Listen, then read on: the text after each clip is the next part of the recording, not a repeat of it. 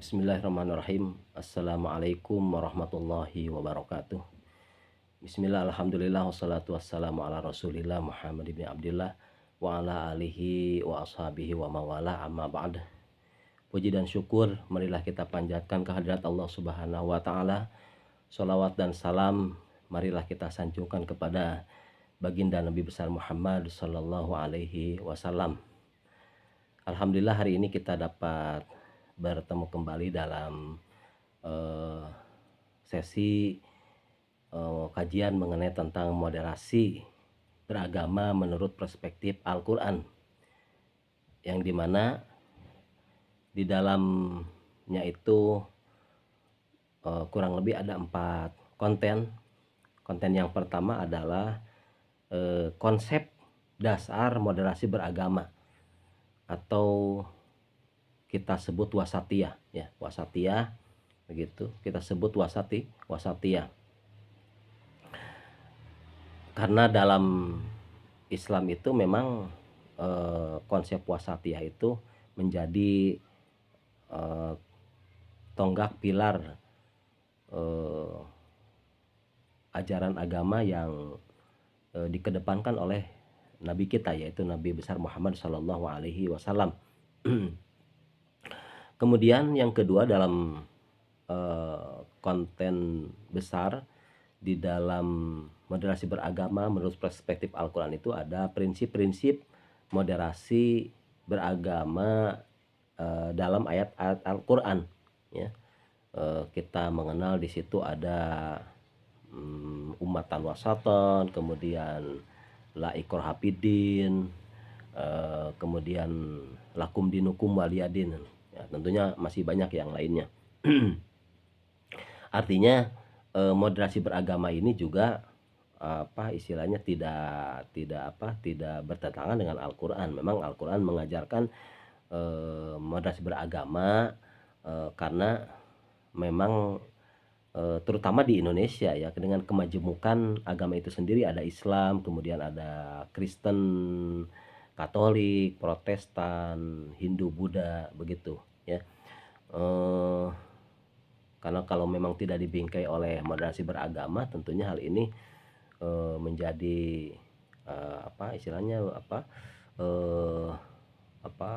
dasar konflik, barangkali begitu, ya, begitu.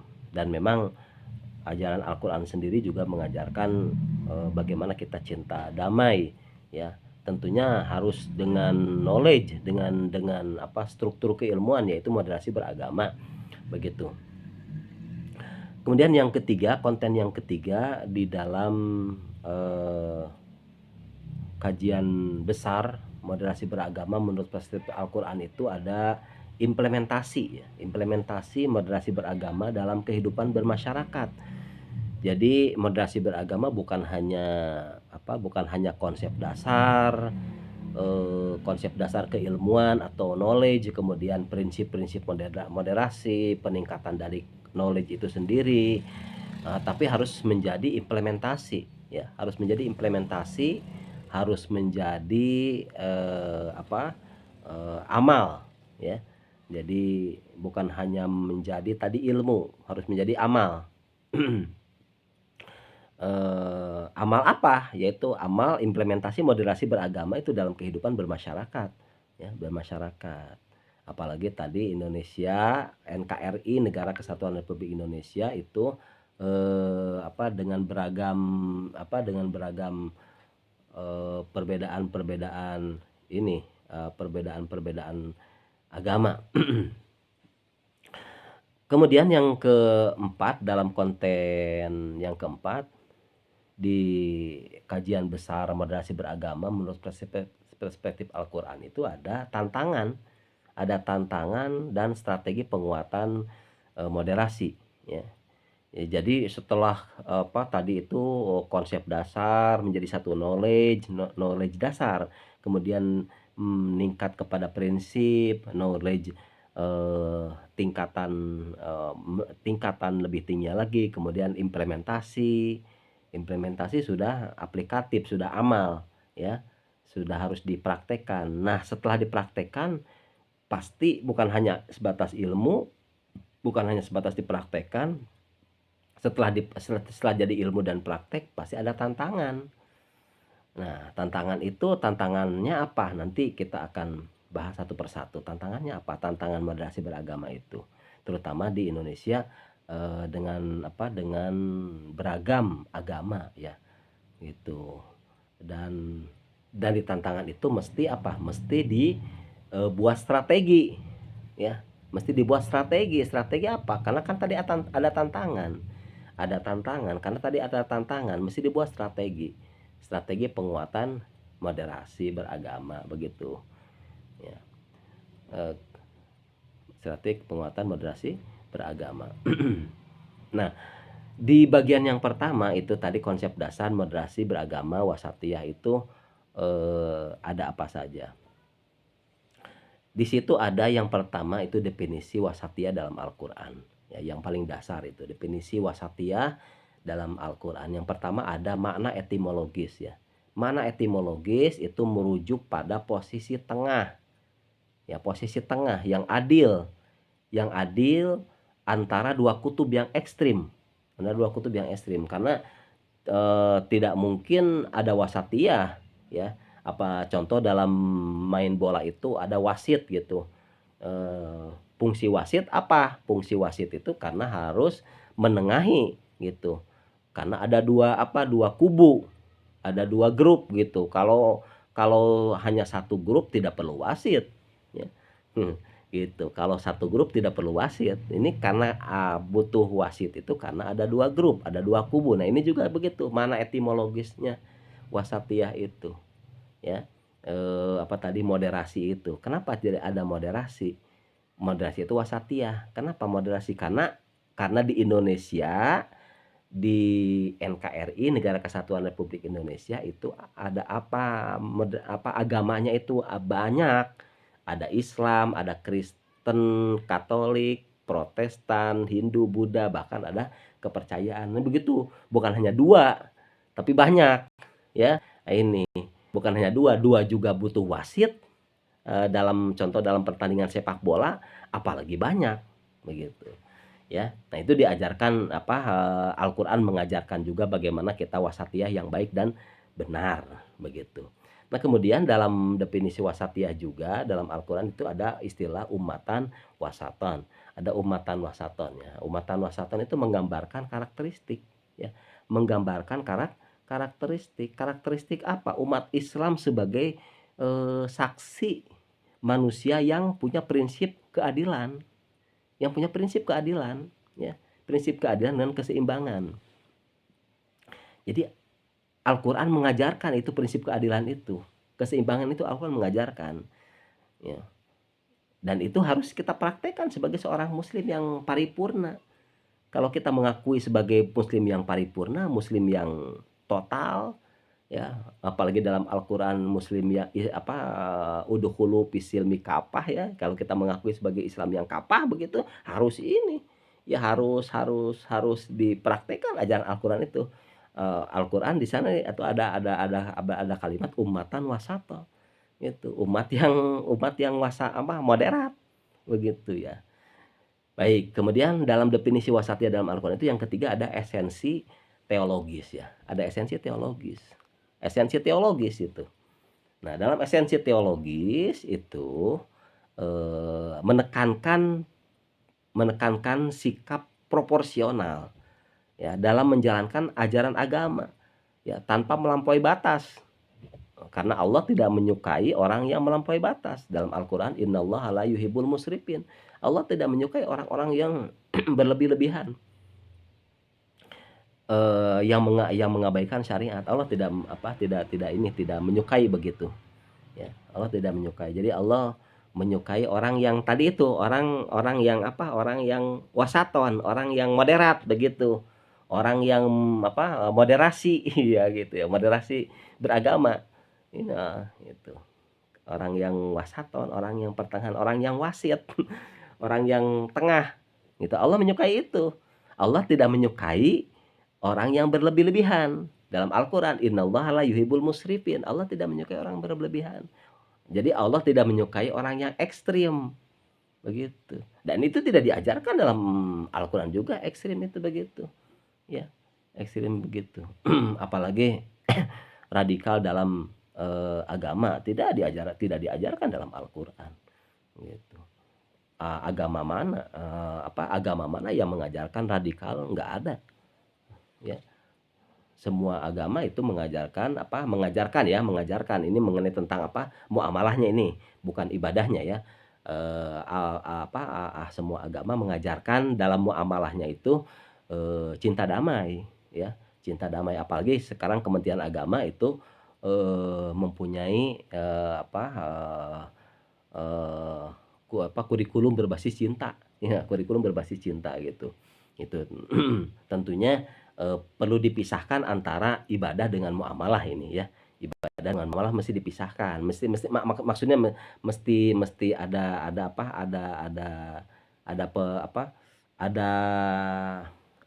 seperti knowledge gitu ya, knowledge yang sangat komprehensif, ini ibadah, ini muamalah begitu, ya begitu. Ya baik, selanjutnya dalam karakteristik utama moderasi ya. Karakteristik utama moderasi itu yang pertama ada tawasud ya, ya. Tawasud itu apa? Mengambil jalan tengah ya, mengambil jalan tengah.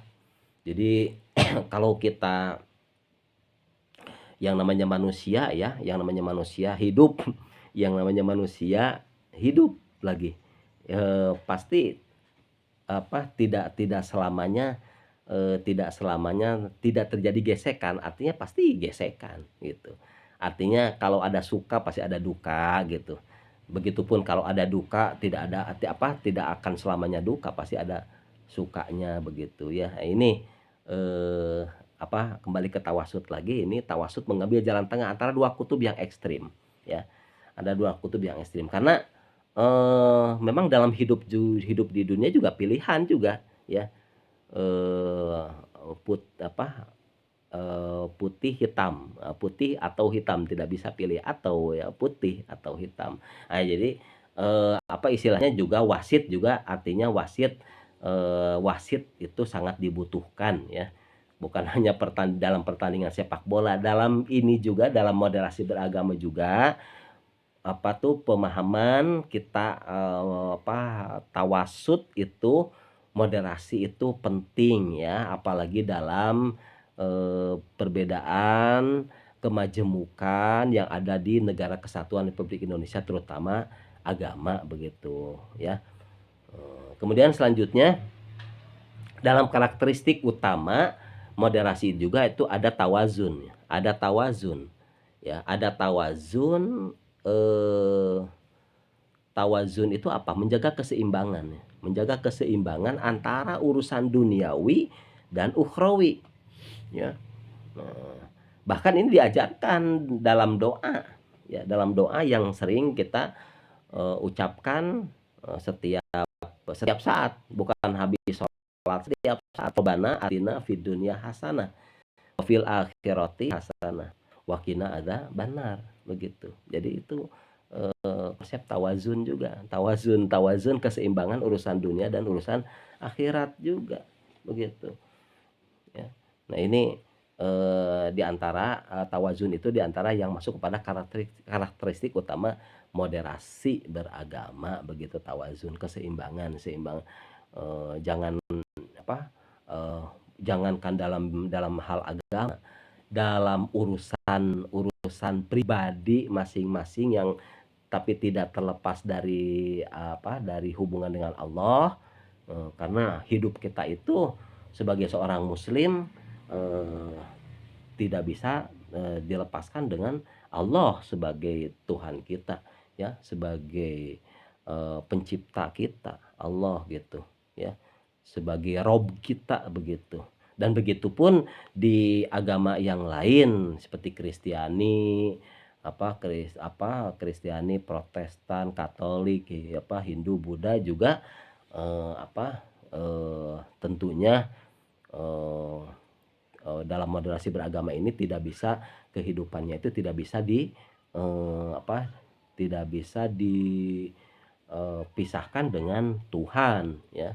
Karena yang namanya Tuhan yang karena Tuhan itu pasti apa istilahnya bersandar dengan makhluknya kita itu ya. Itu baik itu di apa eh, Muslim, apa Kristiani, Hindu, Buddha begitu. Itu yang beragama lah kira ya, beragama lah begitu, yang pemahaman yang punya agama ya, yang punya agama tentunya ini yang yang ditekankan dalam moderasi beragama yaitu pasti dalam dalam jiwanya itu Tuhan begitu ya. Kita kalau muslim itu Allah begitu. Ya, itu tawazun begitu. Keseimbangan urusan dunia dan akhirat.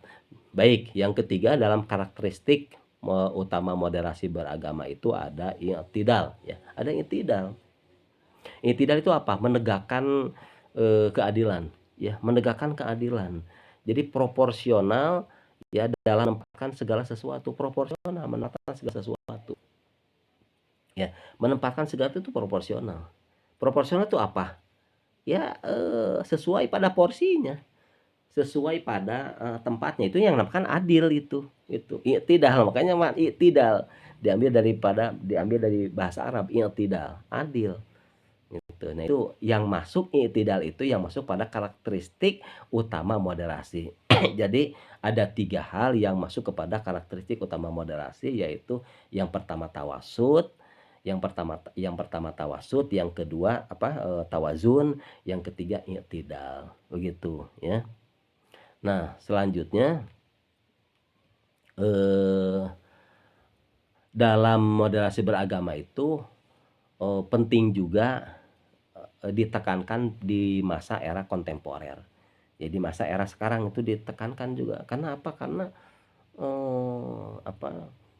semakin sini itu semakin semakin muncul digitalisasi ya, digitalisasi gitu. Platform sosial sebagainya gitu. Jadi penting moderasi beragama di era kontemporer itu ada 3 hal. Yang pertama penanggulangan radikalisme, yang kedua harmonisasi masyarakat multikultural, yang ketiga relevansi ajaran agama. Nah, yang pertama dulu penanggulangan radikalisme ya. Jadi mencegah penyebaran ideologi yang ekstrim ya, penyebaran ideologi yang ekstrim artinya apa? Dalam dalam Al-Qur'an itu tidak mengajarkan Al-Qur'an itu tidak mengajarkan ekstrim. Al-Qur'an tidak mengajarkan radikal. Itu yang terpenting tuh. Dan eh, tidak ada satu agama pun yang mengajarkan radikalisme. Ya, tidak ada satu agama pun yang mengajarkan kekerasan, tidak ada. Itu. Ya, ini yang ditekankan dalam moderasi beragama itu begitu.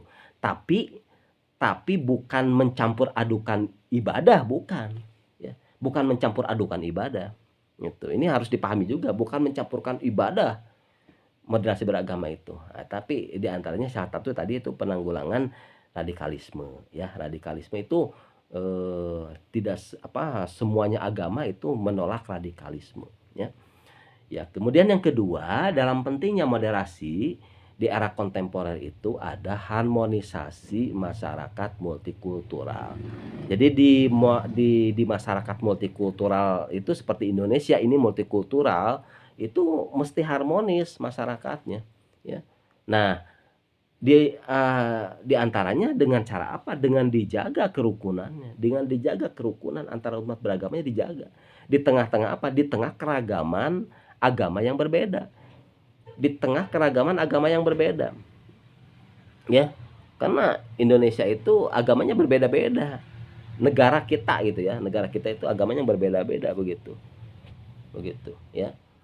Negara kita itu agama yang berbeda. Yang ketiga itu relevansi ajaran agama, di pentingnya moderasi itu. Relevansi ajaran agama. Jadi menunjukkan bahwa prinsip Islam wasatiyah itu mampu menjawab tantangan zaman begitu. Nah, kemudian selanjutnya di bagian yang kedua ada prinsip moderasi dalam ayat Al-Qur'an. Ya, ada apa saja di prinsip itu? Moderasi dalam ayat Al-Qur'an itu ada keadilan sosial dan kemanusiaan. Nah, dalam keadilan sosial dan kemanusiaan itu ada tiga hal. Yang pertama objektivitas hukum, yang kedua kesetaraan hak, yang ketiga integritas moral. Nah, di dalam objektivitas hukum itu Al-Quran memerintahkan kepada umatnya, kepada kita nih, untuk tetap berlaku adil, ya, untuk tetap berlaku adil, ya. Yaitu untuk berlaku wasit, wasit di tengah-tengah perbedaan, umat beragama, ya, itu. Ya. Kita menjalankan ibadah sesuai agama masing-masing, tapi kita menghargai itu orang agama yang lain juga menghargai kita. Begitu objektivitas hukum. Yang kedua kesetaraan hak. Nah, nilai-nilai kemanusiaan dijunjung tinggi ini, ya. Nilai-nilai kemanusiaan dijunjung tinggi dan melampaui batas-batas primordial, ya. Di mana setiap individu berhak mendapatkan perlakuan yang bermartabat, ya. Jadi di Indonesia itu nilai kemanusiaan dijunjung tinggi. Itu disebutnya kesetaraan hak. Yang ketiga, dalam keadilan sosial dan kemanusiaan itu ada integritas moral. Integritas moral itu penegakan keadilan dianggap sebagai manifestasi terdekat dari ketakwaan, begitu. Nah, selanjutnya di bagian yang kedua, prinsip-prinsip moderasi dalam beragama itu menurut ayat Al-Qur'an, perspektif Al-Qur'an, ada pengakuan terhadap pluralitas. Ya, pluralitas di sini bukan pluralitas yang negatif, ya. Artinya gini, di Indonesia itu pluralnya itu banyak agama gitu. Ada agama Islam, kemudian Kristen, Protestan, Katolik, Hindu, Buddha, ya. Bukan bukan apa istilahnya, bukan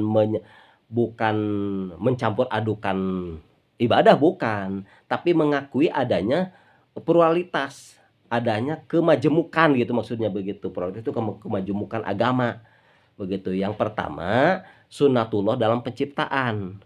Jadi menghargai keberagaman tuh kan begitu, menghargai keberagaman, ya.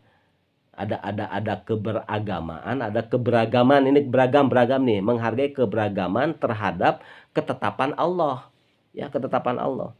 Itu jadi Allah itu menciptakan segala sesuatu itu ini kalau pendekatan tafsir itu beragam, ya. Contoh warna, ada warna putih, warna hitam, warna merah, warna hijau, ya, dan sebagainya, itu baru 4 begitu. Nah, itu juga agama juga begitu, maksudnya begitu. Sunnatullah dalam penciptaan, maksudnya begitu. Pluralitas itu bukan pluralitas yang dipahami negatif, tapi positif, begitu. Yang kedua, pengakuan terhadap pluralitas itu ada kebebasan berkeyakinan, ya. Kebebasan berkeyakinan itu karena ini berbicara bingkai NKRI, Negara Kesatuan Republik Indonesia, ya. Karena memang beragam agamanya itu, ya. Itu walaupun memang bisa saja mungkin di dunia ini ada satu negara yang agamanya satu, barangkali begitu, gitu. Tapi kan di Indonesia tidak begitu, ya, banyak agamanya ini. Yang kedua, dalam pengakuan prioritasnya itu kebebasan berkeyakinan. Keyakinan itu bebas gitu, ya. Maka dalam Al-Qur'an juga diterangkan, la ikraha fiddin, tidak ada paksaan dalam agama. Kemudian dalam ayat yang lain juga, lakum dinukum waliyadin, bagimu agamamu, ya, bagiku agamaku, begitu. Itu maksudnya begitu, ya. Itu. Jadi kembali kepada Al-Qur'an, ya. Kemudian yang ketiga, dalam pengakuan prioritas itu ada toleransi antar umat beragama, ya. Jadi mengedepankan sikap saling menghormati dalam perbedaan keyakinan. Ya, itu tingkatan tertinggi dari tadi sunnatullah dalam judul kecil dari judul besar moderasi beragama itu pengakuan terhadap prioritas. Jadi prioritas sana prioritas di sini itu bukan negatif, yang positif. Artinya prioritasnya itu keberagaman agama gitu, maksudnya begitu, bukan mencampur adukan ibadah, bukan, gitu. Nah, ini yang ketiga itu yang paling tinggi adalah setelah sunnatullah dalam penciptaan, kebebasan berkeyakinan, yang ketiga yang paling tinggi adalah toleransi antar umat beragama, begitu, ya. Nah, kemudian selanjutnya kebebasan beragama tanpa paksaan, ya. Kebebasan beragama tanpa paksaan.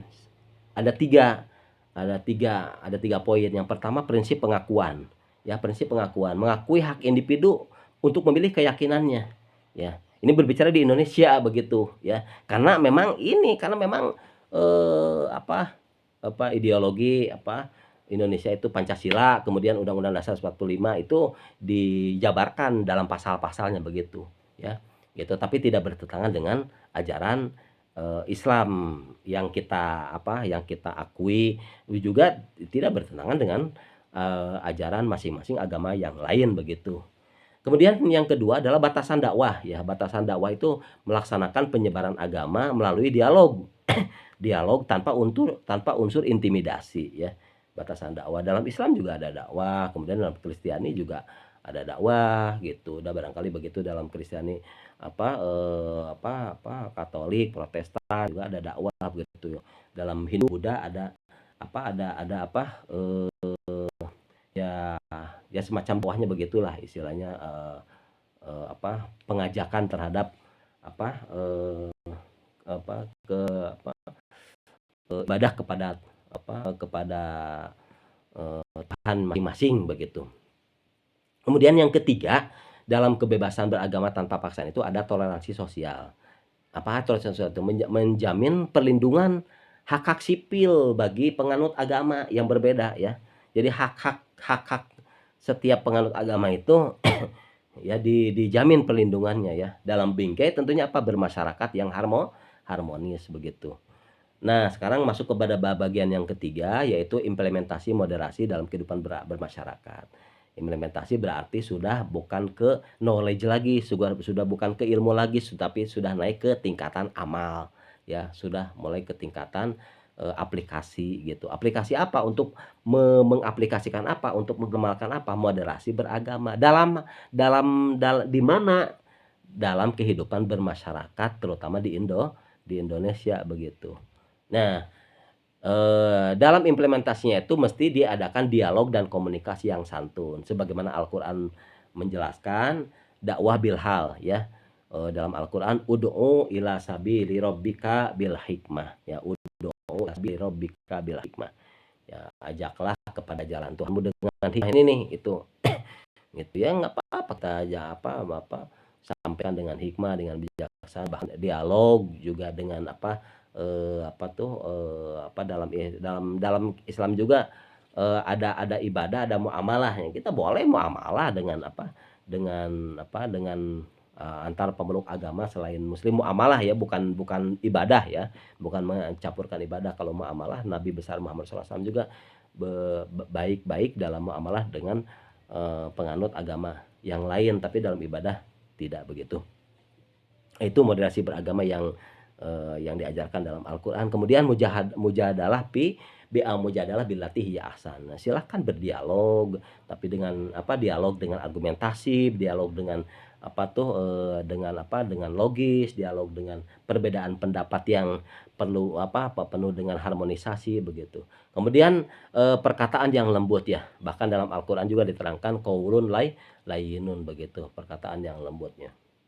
Nah, selanjutnya setelah itu membentuklah toleransi antar umat beragama. Dalam toleransi umat beragama itu ada tiga poin. Yang pertama, menghormati perbedaan keyakinan, ya. Dihormati perbedaan keyakinannya Islam, kemudian Kristen, Protestan, Katolik, Hindu, Buddha, ya, dihormati perbedaan keyakinannya.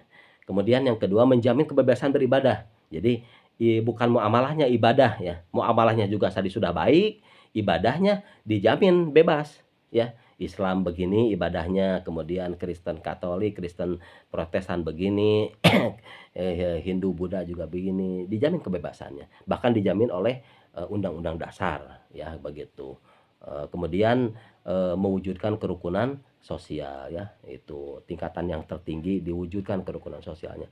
Kemudian selanjutnya menolak segala bentuk ekstremisme, ya. Dalam menolak segala bentuk ekstremisme itu ada tiga hal. Yang pertama, mencegah pemahaman radikal, ya. Yang kedua, dialog antar umat beragama. Yang ketiga, penguatan nilai toleransi. Ya, pencegahan pemahaman radikal itu mengedepankan edukasi, pendidikan apa, inklusi, untuk menangkal ideologi yang menyimpang yang menyimpang dari nilai-nilai kemanusiaan. Yang kedua, dialog antar umat beragama, membangun ruang komunikasi yang konstruktif ya, gitu, untuk muamalah begitu ya. Muamalah bukan ibadah begitu. Kemudian penguatan nilai toleransi ya, mengintegrasikan sikap saling menghormati antar pemeluk agama masing-masing. Kemudian yang keempat, setelah itu pasti ada tantangan dan strategi penguatan moderasi. Tantangannya apa? Ya, tantangannya radikalisme dan liberalisme. Yang pertama ada pemahaman tekstualis. Jadi kalau ini munculnya kelompok penafsir Al-Qur'an yang tanpa yang kaku, tanpa melihat konteks asbabun nuzul. Jadi kalau kita di dalam Islam juga kalau menafsir Al-Qur'an harus paham asbabun nuzulnya begitu ya. Kemudian arus liberalisme ya.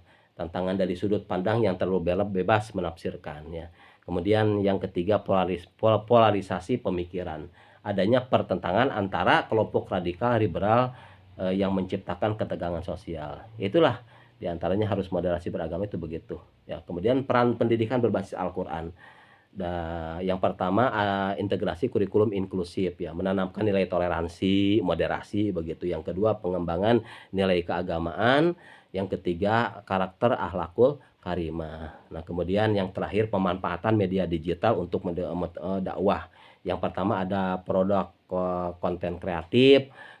Jadi seorang ustadz, pendeta mesti sekarang mesti melek digital gitu ya, mesti melek digital begitu. Kemudian literasi digital keagamaan ya, gitu. Jadi kita harus melek digital juga sekarang platform sosial keagamaan. Kemudian kolaborasi dai virtual ya. Dai virtual di kalangan muslim itu ada istilah dai ya. Dai virtual kita juga seorang pengajar, seorang dosen, seorang ustadz juga harus harus tahu tentang dunia-dunia virtual ya. Nah, barangkali itu saja yang bisa saya sampaikan mengenai tentang moderasi beragama menurut perspektif Al-Qur'an. Mudah-mudahan kita bisa mengambil manfaat yang baik dari kajian ini. Kita tutup dengan doa kifarat majlis. Subhanakallahumma bihamdika asyhadu an la ilaha illa anta astaghfiruka wa atubu ilaik. Assalamualaikum warahmatullahi wabarakatuh.